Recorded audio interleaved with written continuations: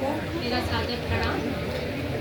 हमारा देश जहाँ खेतों का, खलिहानों का, धर्मों का, आदर्शों का और ऋतुओं का देश है, वहीं इसे लोक गीतों का देश भी कहा जा सकता है।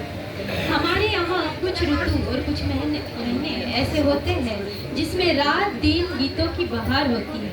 वर्षा ऋतु में सावन महीने में विविध गीतों की बहार होती है। अभी मराठी में सावन को श्रावण कहते हैं, तो हम महाराष्ट्र में हैं तो हम श्रावण का गीत मराठी में सुनना चाहेंगे, मुझे लगता है। तो हम मराठी में एक गीत सुनाएंगे आपको। श्रावण श्रावण आला, श्रावण आला।